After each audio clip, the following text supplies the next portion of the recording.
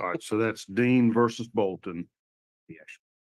235 Georgia 544. Yes, sir. All right, so would you read that holding one more time? Because it sounded like it said that the executive branch, Attorney General in that case, did have the authority to subpoena records concerning improper conduct in office of a state senator, Yes, dealing sir. with the travel and expense reimbursements. Yes, sir.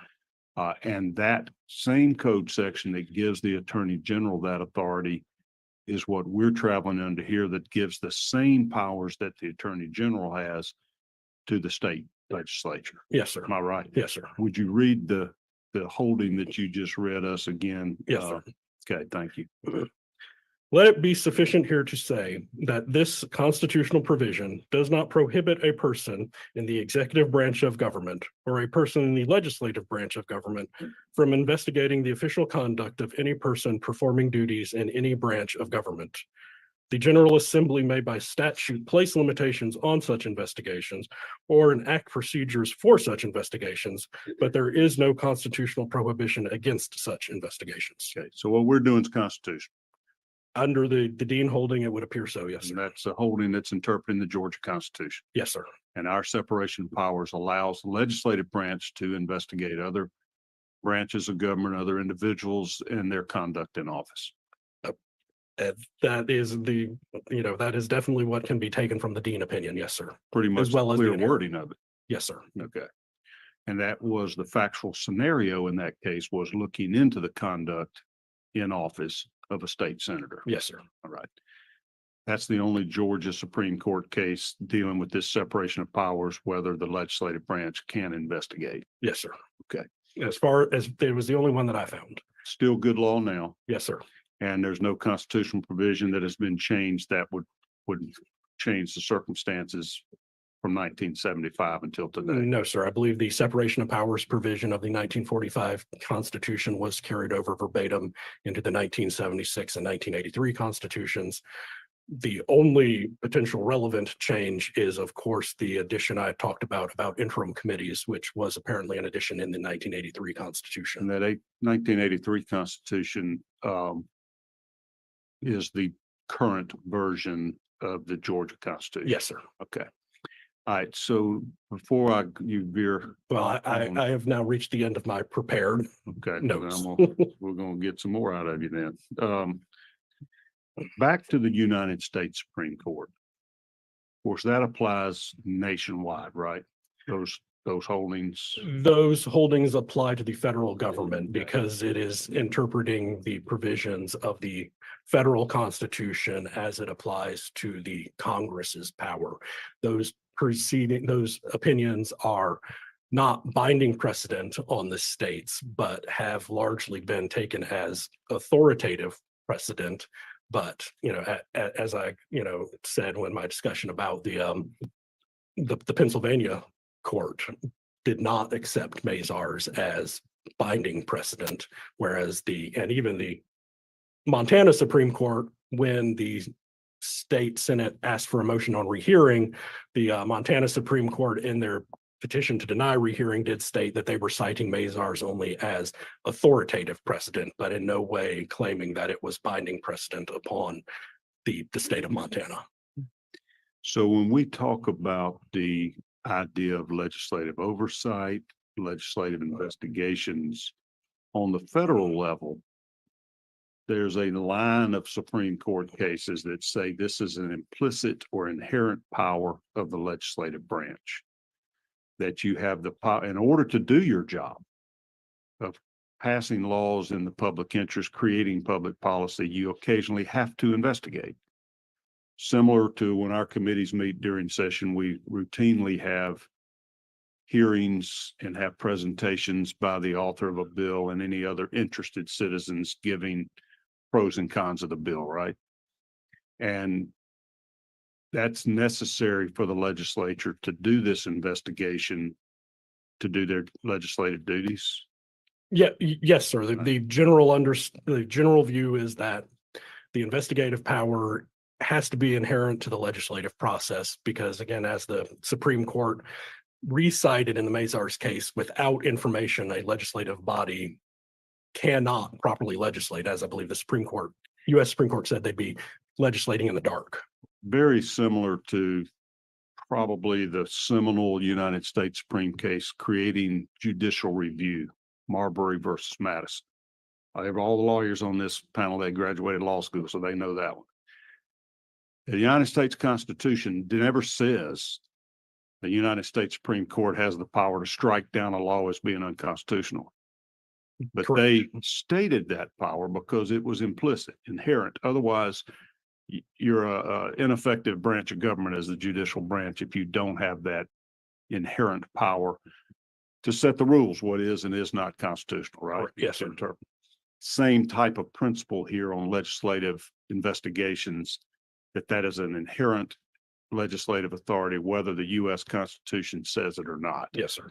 And But the Supreme Court, it says they got it, yes, sir. even though it's not articulated in the Constitution. Yes, sir. Any reason that should be different at the state level? No, sir. In fact, some of these, what I've seen in some of these state Supreme Court rulings is they find that inherent authority can also be justified under separation of powers, because absent, the ability of the legislature to investigate on its own, would be highly dependent on information provided to it by the executive. So even if Georgia's Constitution did not give an investigative power to the legislature, it would be implicit if in keeping with the United States Supreme Court's interpretation of the separation of powers. Yes, sir. Yes, sir. And the provision you read out of the Georgia Constitution, does it essentially give us that constitutional authority? The state constitution does not give an explicit power to conduct investigations. It does specifically authorize the provision I cited specifically gives the General Assembly and its chambers to establish interim committees to conduct, activity once they've adjourned sine die. Since the General Assembly cannot legislate post sine die, really the only activity those committees could take would be studying or investigating. And that's what we're doing, studying and investigating here. The Dean versus Bolton case was a Georgia Supreme Court that says the legislature does have investigative powers. Yes, sir. Okay. So even if it's not specified verbatim in our Constitution, our courts have followed the United States Supreme Court interpretations that the legislature has an inherent ability, power, authority to investigate. Not in so many words, but I would say that your statement is correct. Okay. And this committee, in our resolution that formed us, and I'm going back to Senate Resolution 465, says at line 81, section 4 here, the chairperson shall call all meetings of the committee. Committee may conduct such meetings at such places and at such times as it may deem necessary or convenient to enable it to exercise fully and effectively its powers, perform its duties, and accomplish the objectives and purposes of this resolution. That in no way limits the meetings to just during the legislative session, does it? I do not read any specific limitation. It's whenever the chairperson calls the meetings and at any places and times as we deem necessary to do our job, right? Yes, sir. Okay. Up through I would say up through when the next General Assembly is sworn in on the second Monday in January 2025. So to that point, we're no longer in office. The biennial is over. Yes, sir. Might be in office if we're lucky enough to be reelected and have chosen to run, but otherwise it'll be a new General Assembly there. Yes, sir. Okay. Is it your legal opinion that we are authorized to conduct investigations and hold meetings and take binding actions up until, I guess that's the second Monday in January of 2025? That would be when ultimately this committee disappears along with the 157th General Assembly itself. Okay. And let me shift your attention a little bit to the resolution itself then. Because I'm looking at this as sort of three various grants of authority to this committee. Number one is this constitutional authority, whether specified precisely in the Constitution or just the implicit inherent powers that have been validated in the Dean and Bolton case, at least. Additional statutory powers under the statutes you've referenced, those would be not limiting, but in addition to this inherent or implicit power, right? Yes, sir. And then the powers given under this Senate resolution that was passed and became law authorizing this committee. Yes, sir. Okay. In that, can I direct your attention to that resolution? It's in each person's folder as well. Okay.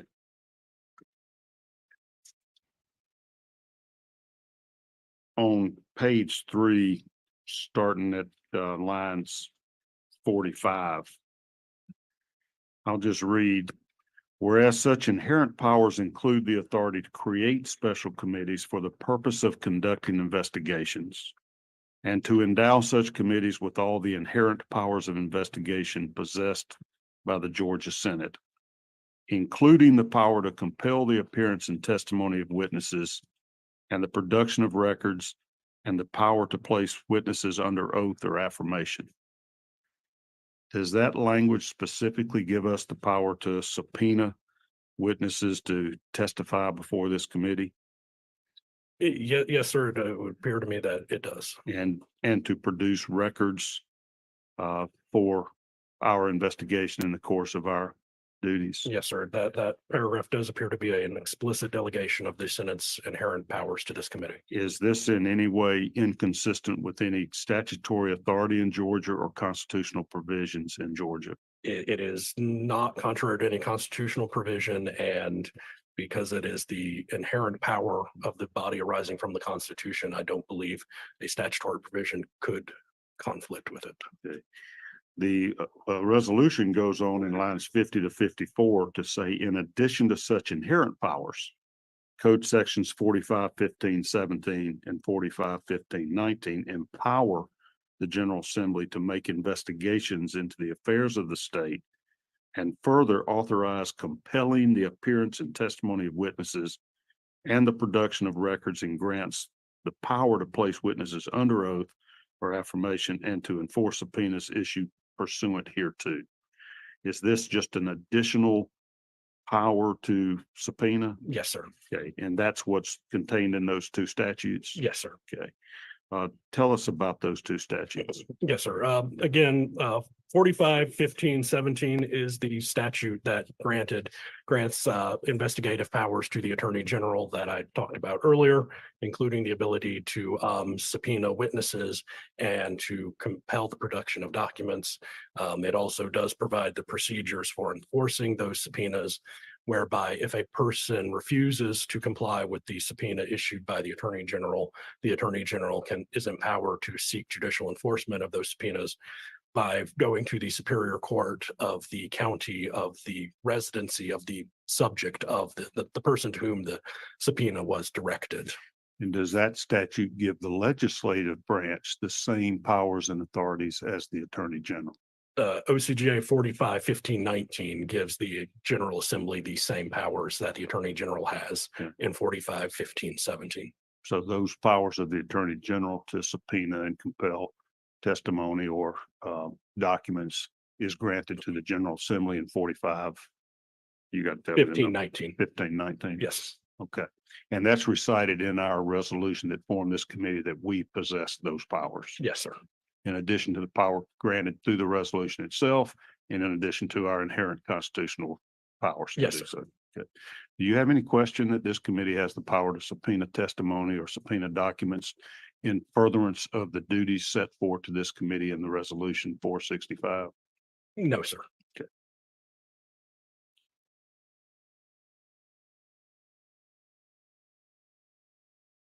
Any other senators have questions? I want to recognize the minority party as our rules provide to ask any questions. And Senator Jones, I'll look to you since you've done that. Since this is more of a presentation than sworn testimony, since he's counsel for our committee, I'm going to defer to you. But then if other committee members have specific questions, unless there are objections, we'll do that. Right. You have the floor. I just Make have sure one. you lit up. All right. And that was the 4 instances that you gave about them, I guess the committee doing an investigation after sign or die. You got to go back into that a little bit more. And it was the last time that happened was in 1964. Is that correct? Yes, sir. The last time that I'm aware of a committee being created, a committee being created specifically to investigate a specific part of the state government was the 1964 resolution that the Senate did regarding the Stone Mountain Association. And obviously no one has ever, because it's never come up. So this would be a case of first impression, I guess. Yes, sir. If it goes to court. Have anyone given any legal opinion about why they may believe that they are not subject to subpoena? Like, what's the counter argument? I'm just curious. My understand, they're people who have court, like in the Montana case, the court administrator did argue that the subpoena went beyond a legislative purpose. There are limitations that a legislative subpoena must be in furtherance of a legislative purpose, and so there are many instances where people have challenged a subpoena issued by a legislative body, alleging that there is no legislative purpose behind this investigation. And do you think that would apply in this case? Of course, we don't really know, do we? The resolution, under my understanding of the resolution, is that it is designed for this committee to investigate potential legislation to be introduced regarding potential matters of appropriations regarding district attorneys, like the contracting procedures, especially in regards, I think it specifically references hiring special prosecutors. So my understanding of the resolution is it does outline a legislative purpose for the committee. Yeah, I think so. Thank you. That's all. And doesn't it specifically direct us to investigate the conduct of District Attorney Willis's alleged conduct? Yes, sir. So it wouldn't be out of line to invite or to compel her to appear for this committee then, would it? Not if this committee believes that is in furtherance of its legislative purposes. Seems it's almost fair to give her a chance to defend herself and give her side of the story. Agreed or not? I have no position on that, sir. That's the lawyer answer. That's good. And that's what we pay y'all the big bucks for, just give us impartial advice. Thank you. Other committee members with questions? Senator Tillery, I'll recognize you for the question. Thank you, Mr. Chairman. Thank you, Mr. Morelli. I have one question. I heard you read the Dean opinion that talked about let it be sufficient to say the constitutional provision does not prohibit a person from the executive branch from investigating, or from the legislative branch from investigating. Then I want to go to that next paragraph though, because you've studied this more than we ever will.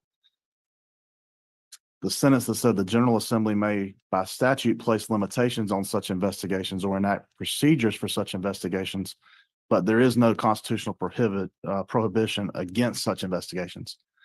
In your research, just I understand where you've tied this up, but I want to look at the little hole here and say, have you in your research found any statutes or procedures that the General Assembly, since this decision, have enacted that would limit that power that you discussed that Dean appears to give? Yes, sir. Actually, following the issuance of Dean, or almost concurrent potentially, the predecessor to OCGA 45-15-17 was amended in 1975. And one of the provisions added at that time, and I'm going to pull that was a subsection D to OCGA 48-15-17, which specifically provides that nothing within that code section shall authorize the Attorney General to investigate members of the General Assembly during session. During session. Yes, sir. So if we carried that same provision over to 48-15-19, then that statutory provision, of course, could not, but the Constitution does grant each chamber of the General Assembly the ability to, govern and investigate. There is an inherent and constitutional power of each chamber to govern the conduct of its members. gotcha.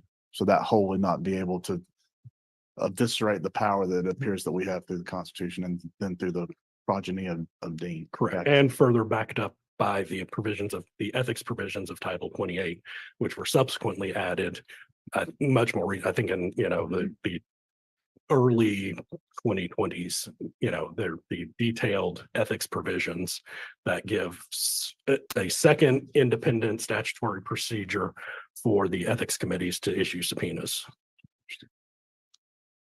All right, other questions? I would, Mr. Leader. This will be short. Stuart, thanks for being here today. It's great to see you this summer. OCGA Thank you, sir. 55, 15, 17, and 19. When were they adopted into law and by which governor was it signed? I don't know which governor. They were initially enacted into law in, I do have that before me if you will give me a second. It was in the 1950s. I do know that much. I don't, I want to say 57. I don't know who the governor was. Any stories behind the reason for the laws at the time? My research did not delve that far. I've saw the statutes are on the books, and in preparing for today's meeting, I went and pulled when they were initially enacted, Okay. but I did not do any further research on what may have created them, Thank you. caused them. All right, I would advise all committee members that Mr. Morelli is available to all of us if you want him to follow up with any further cases or explanation or updates. You're all free to contact him directly. He is assigned to this committee as a resource to each committee member. The memorandum, I call it, they call it the manual on investigations and subpoenas was done back in 2016. We each have a copy of that in our folders, and it sounds like he's done some updated research. I just have one more question. We need to move on. That Supreme Court case, is it Mazars that you're saying? Mazars. Mazars. Is that one where the president was objecting to subpoenas from some congressional committee? Yes, sir. A variety, I believe multiple committees of, I think it was the House. That was the case where they attempted to get his bank records. Mazars USA was one of the accounting firms, I believe, that personally worked for President Trump and his businesses. One of multiple, I believe, House committees attempted to obtain documents from them. Trump So they President objected to the. President Trump objected to his bankers releasing the documents. So did the Supreme Court force them to produce the documents in the the Supreme Court overturned it, both that I believe there were cases both before the DC, the U.S. District Court for the District of Columbia, and some in the Southern District of New York. Both of those trial court levels did go up to the relevant courts of appeal. Both the DC Circuit and I believe the Second Circuit upheld the subpoenas. The cases were merged before the U.S. Supreme Court, and the Supreme Court found that both the various courts of appeals and district courts did not sufficiently consider separation of powers issues relating to the president, remanded the matters back. I believe ultimately the various trial courts and courts of appeals allowed the committees to get some documents, but not as many as they had initially been seeking.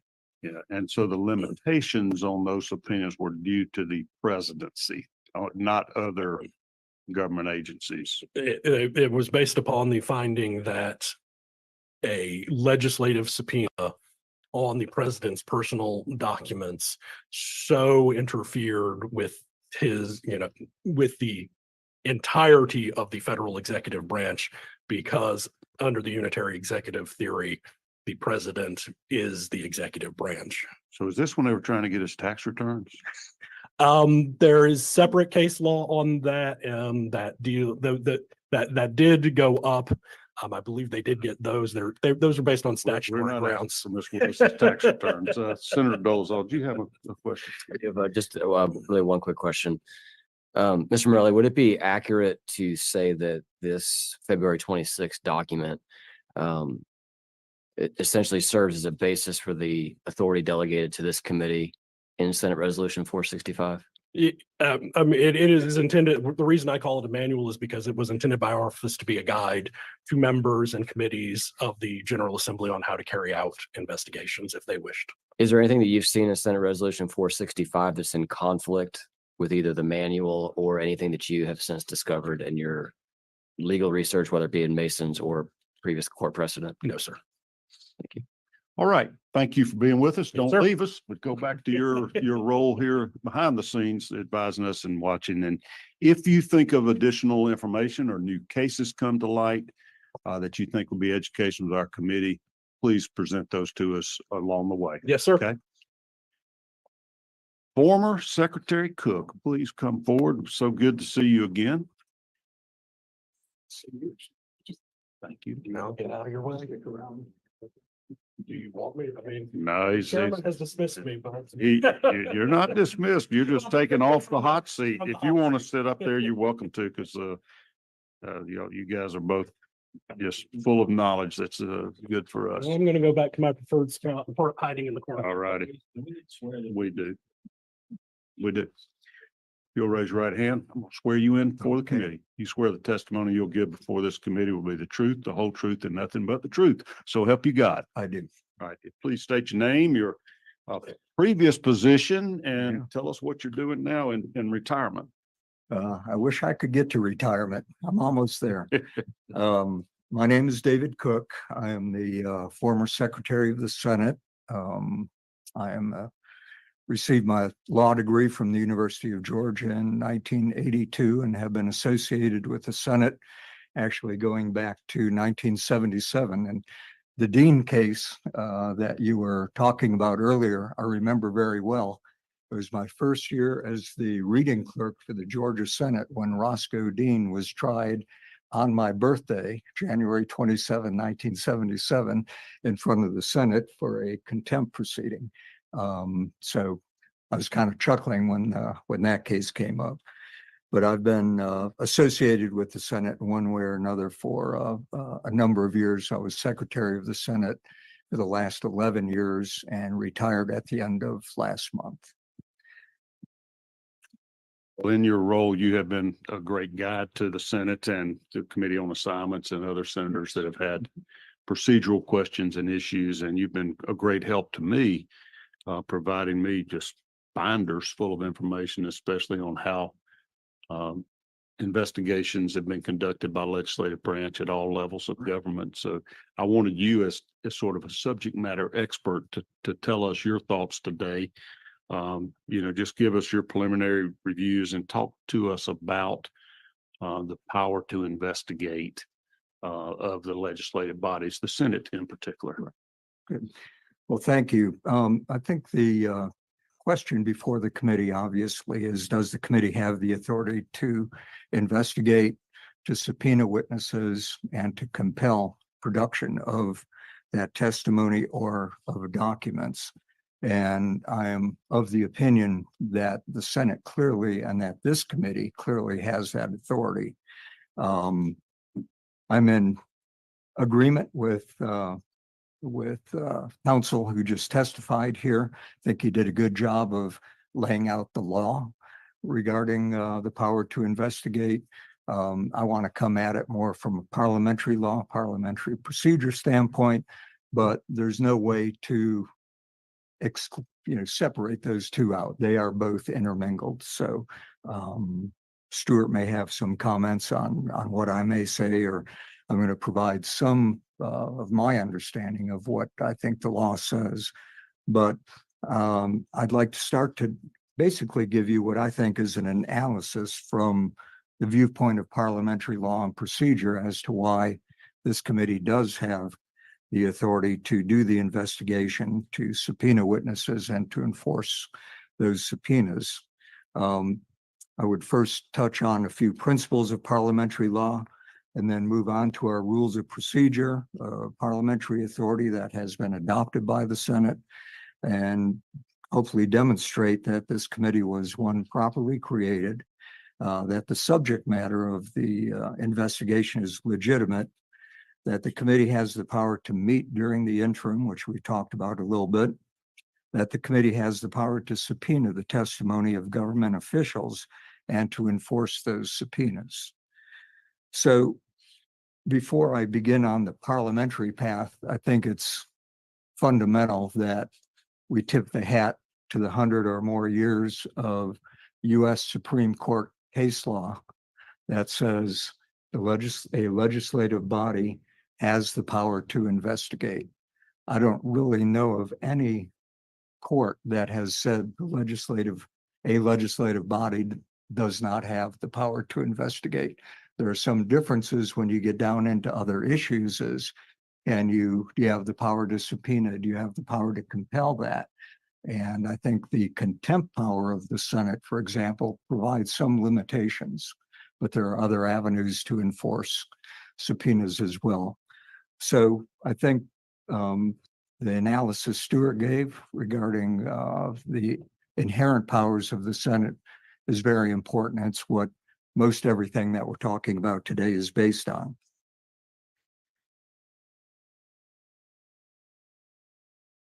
Mason's manual, which you referred to a little bit, is recognized as the modern day parliamentary procedure manual for state legislators and legislatures, and is for the Georgia Senate.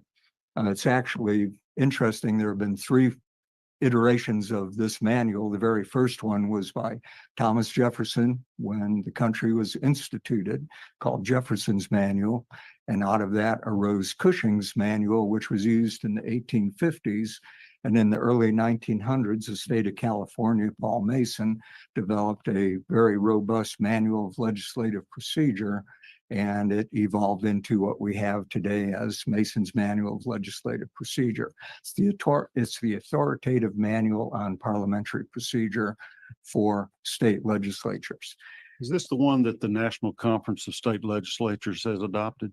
That's correct. Yeah. California granted NCSL, National Conference of State Legislatures, the actual rights to this in the 1980s. And since then, NCSL, they have a committee of parliamentarians that sit on this, and they update it every decade. So the most recent edition is the one that was updated in 2020. Tell the committee and the public that's listening to you what NCSL stands for, what that organization is. NCSL stands for the National Conference of State Legislatures, and it is a national association that is comprised of, to my knowledge, every state legislative body in the United States. And it draws on the expertise of members of the legislature and staff to help the state legislatures perform their functions as legislative bodies. Well, it just so happens that Senator Kennedy and myself were at their national convention this summer. Mhm. And there was a session on, I believe it was titled, Everything You Want to Know About Legislative Subpoena Power. 3 different states had presenters, and all unanimously said their states had upheld the power of the legislature to do investigations and use subpoenas. It's funny that that issue happened to be, addressed this year, but it was certainly reaffirming to us that all the states claim this power and exercise, and it's been upheld. Right. Back to Mason's. Yeah. And to my knowledge, there's been the power to investigate is derived from the grant of legislative authority that has been given to the General Assembly by the Georgia Constitution. And everything kind of derives from that legislative power. The interesting thing about Masons, the good thing about it is that when you look at our rules, Senate Rule 10-1.5 provides that when any question that's not provided in our rules, which arises and not provided in these rules, the same shall be controlled by the most current edition of Mason's Manual. So the Georgia Senate has adopted by its own rules everything that's in Mason's Manual. Obviously, there will be a few things that are a little inconsistent and where we are more specific on it. For example, there's some question about whether you can meet during the interim, but we have a Georgia constitutional provision that allows us to do that, which would override Mason's manual there. So we've adopted Mason's, and we'll be citing that throughout. Both, I think Stuart cited it, and I'll certainly be citing it. Before we get into the substance of the rules, I think it's important to touch on how rules of procedure are applied, and Mason's does a really good job on it right at the beginning of Mason's. In section 4, it puts it pretty succinctly. Mason says that the rules of parliamentary procedure are derived from several sources and take precedence in the order listed below. Those principal sources are, number one, any constitutional provisions. So if you're looking as to how the legislative body should act, constitutional provisions and judicial interpretations are paramount. The next authority are the rules of the Senate that we have adopted. The third authority is, what is our custom? What precedents have we had? How do we normally operate? And we have several ways that we operate that involve precedent and custom. Following that, in the level of authority, are statutory provisions. So in terms of procedure, our Senate rules can trump statutory provisions regarding procedure. Then the adopted parliamentary law, which is Mason's, and then fundamental parliamentary law, which really is pretty succinctly due process requirements that are required for any legislative body, and we're all lawyers are familiar with it, with due process in court, notice and opportunity to be heard, those kind of things. So Mason's is an important part of the Georgia Senate's parliamentary rules. I'd like to take just a minute to talk about committees, because that's what we're talking about here. There are really three types of committees. One are standing committees. They're provided for by our rule, section in Rule 2-1.3. And the purpose of standing committees is to look at issues that we know are going to be continuing. You have public safety, you have judiciary, you have government operations. We know that there are going to be all kinds of issues that occur during the session every year, year after year, that require the establishment of a standing committee to look at those issues. This committee is not a standing committee. The second type of issue, or committee rather, is conference committees, and those committees are created for the specific purpose of resolving differences between the houses. And you all are familiar with those on the last several days of the legislative session, where we have conference committees meet and work out disagreements between the House and Senate. And the third type of committee are called special committees. And special committees are created for the consideration of a specific task or duty, or to look at a specific issue, or to perform a specific function. These committees can also be named ad hoc, investigating, select, or study committees. We refer to them a lot as study committees here. And special committees are created by a resolution, either by resolution, they can be created by a motion from the body. In this particular case, SR 465, the resolution that created this committee was established by a vote of the Senate. Senate Rule 5-5.1 requires 29 votes to establish this committee and pass that resolution, and that occurred in the 2023 session. So the committee was appropriately established as a special committee of the Georgia Senate. So what are the committee powers? So the creation of a committee is authorized, as I said, by a resolution. And I think it's clear, I've kind of refer to Mason's here a little bit and quote them. The Mason's provides that the legislature may proceed to make investigations with its authority by authorizing committee of one or both houses. So there's been some question of whether the Senate can act without the House, but Mason's clearly says that either house can establish a committee for purposes of investigations. Masons also says that the right to investigate any lawful matter is a right separate and distinct in each house and may be exercised through a committee. That's Mason's 795-11. So the creation of the committee, I think, was done in accordance with statute, in accordance with rules, but it was also done in accordance with our precedents. And Stewart touched on one of those going back to 1871. I think I'm not familiar with that one, but I am quite familiar with the 1964 Senate resolution that created the Senate Committee to investigate the Stone Mountain Memorial Association's Senate Resolution 30. It's actually created during the special session of the Georgia Senate General Assembly in that year and issued a report back, I believe, in the next year. So the committee was, I think, properly established under our rules and under precedents.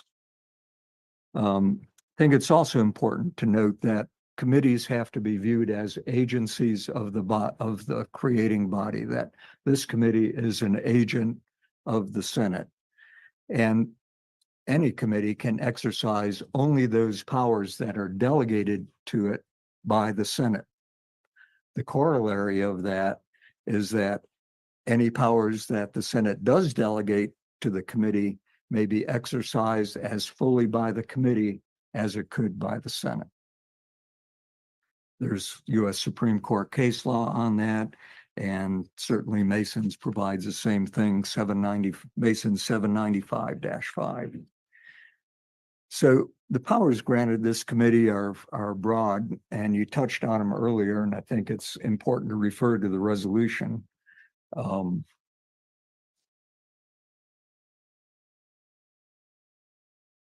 The resolution specifically gives this committee the power to investigate, and specifically in the resolution to investigate the office of the Fulton County District Attorney and the conduct of the Fulton County District Attorney. Mason's Chapter 74 is several pages long, goes on at length about the legitimate powers to investigate of a legislative body. And it's clear from our rules and precedent and case law that the subject area of this resolution is within the scope of the Senate's authority to do that investigation. For example, Mason's provides that, quote, an investigation into the management of the various institutions of the state and the branches of the state government is at all times a legitimate function for the state legislature. The U.S. Supreme Court case that Stewart referred to, McGrain versus Dougherty, holds that an investigation into alleged malfeasance is, quote, plainly the subject on which legislation could be had and would be materially aided by the information which the investigation was calculated to elicit, end quote. The U.S. Supreme Court in Watkins versus U.S. said that Congress's power to investigate is at its peak when the subject is the alleged waste, fraud, abuse, or maladministration within a government department. That's Watkins versus the U.S. 1957 case. So the subject matter, I think, of this investigation and the authority of the committee to do it, I think is appropriate. Second, the Senate specifically delegated to this committee the power to issue and to enforce subpoenas. The resolution states, quote, for the purpose of conducting an investigation as provided herein, the committee shall have the power to administer oaths, to call any party to testify under oath at such investigations, to require the attendance of witnesses, production of documents, books, records, and papers, and to take the deposition of witnesses.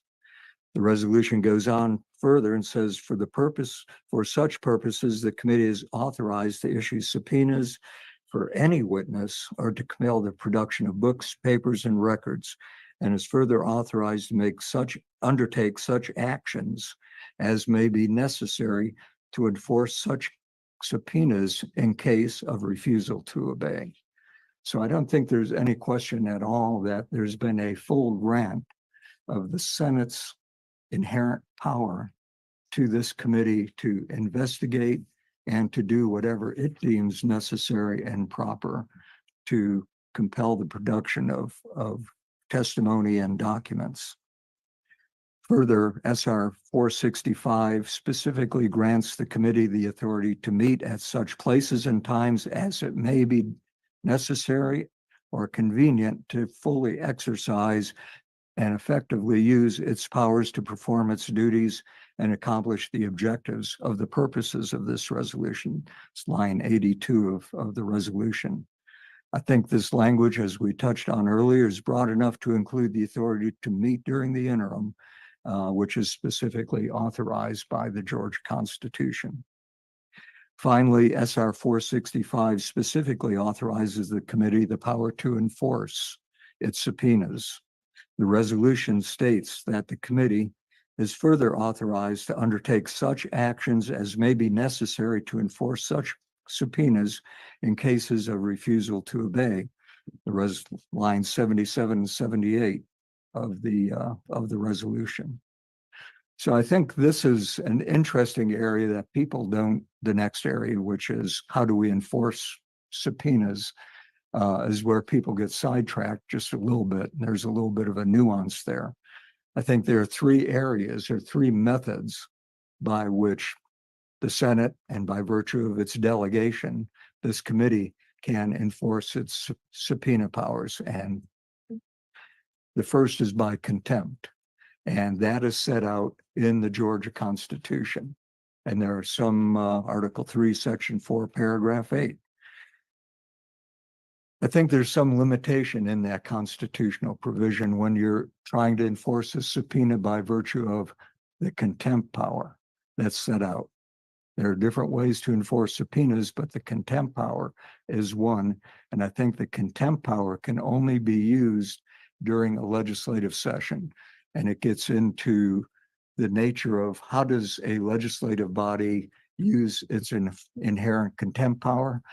They get the sergeant at arms and they issue an arrest warrant, and the sergeant at arms, which has been in some of the cases and some of the very first uses of the contempt power of a legislative body, they go and arrest. I think the first one was maybe the Secretary of Agriculture, and they arrested him and brought him before the bar of the Senate, tried him and held him in contempt and imprisoned him. But that power to enforce the testimony through contempt is for punishment. And that power of punishment only lasts as long as the session, as we are in session. So once we adjourn sine die, we lose the power to punish for contempt. But there are two other ways to enforce subpoena powers. The second method is through a judicial enforcement of subpoena powers. And I think there's no question, Stuart can talk more about this better than I can, but if the Georgia Senate has the inherent power to do investigations and the inherent power to get witnesses and testimony and information in order to fully inform its legislative process, and that process is stymied or objected to or thwarted in any way, I think the Senate, and by virtue of delegation of its power, this committee can walk over to the Superior Court of Fulton County, seek an injunction in equity. Stuart touched on it, try to seek a declaratory judgment action and an injunction in order to enforce what is its inherent investigatory and subpoena powers. That's called judicial enforcement. So I would say that is the second manner of enforcing a subpoena. And the third manner is by statute. And Stuart laid out what we have is in the statute 45, 15, 17, and 19. I guess the only comment I would have there's this statute, there's a statute that authorizes the ethics committee to enforce subpoenas, et cetera. But the inherent power of the Senate and its ability to delegate that power to a committee is constitutional. I don't think anybody would disagree with that. And clearly statutes cannot overturn what is a constitutional power.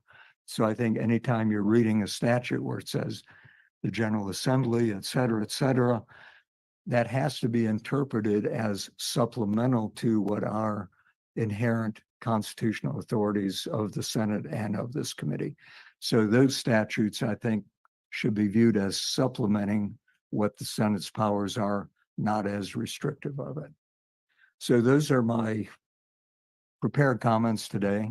I'm happy to try to answer any questions that you might have on this, and happy to hear from counsel on anything that I might have said from a legal perspective that he might disagree with. Mr. Secretary, you were the secretary at the time we issued these subpoenas for Fani Yes. Willis. In your opinion, are they in compliance with Senate Resolution 465 within the scope permitted under that resolution? Yes.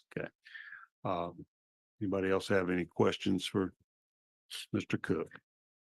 All right, thank you for being with, wait, I do. Oh, yep. Senator Estevez, you're recognized. Thank you, Mr. Chairman. Sure. And thank you, Mr. Cook, for laying this framework out.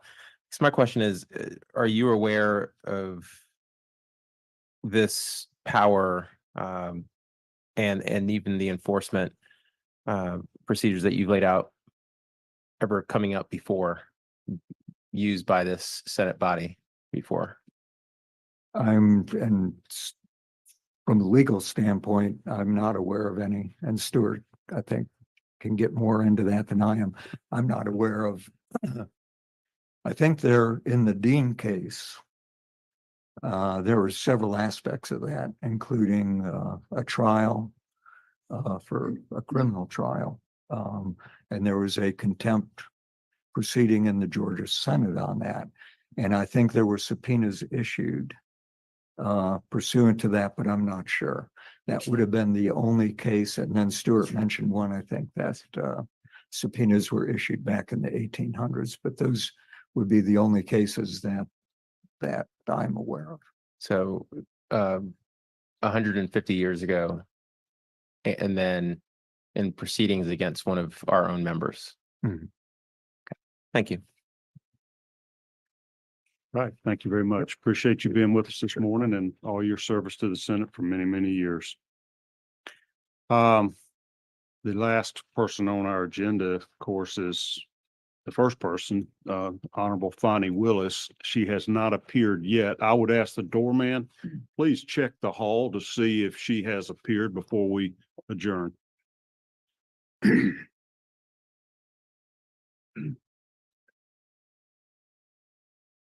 Mr. Chairman. Yeah. All right, thank you. Then let's please note for the record that Ms. Willis has failed to appear in compliance with the subpoena and has failed to produce documents requested by our subpoena for the production of documents. At this time, I want to let the committee know that we have hired Mr. Josh Belafonte to assist us in our legal enforcement efforts on the subpoena. And I would like for us to have an opportunity to be briefed by him. We have privileged communications with him under the attorney-client privilege. Our rules do permit, I think it's Rule 5 of our committee rules, that we can go into an executive session or a session that is closed to the public. So that requires a majority vote of the committee. If anybody is interested in having a private conversation with our counsel to let us know where the litigation stands, now would be the appropriate time to move for that. I recognize Senator Kennedy. Thank you, Mr. Chairman, for that. And I would move that we do pursuant to Senate Rule 1-5.1 just stated, have this. Private briefing. All right, all in favor of the motion, say aye. Aye. Any opposed? One opposed. All right, at that time, then we will conclude the public portion of this meeting and we will stand adjourned as a public meeting. We will continue in a executive session to be briefed by our counsel on the current status of litigation concerning the enforcement of the subpoena. Thank you. We're adjourned.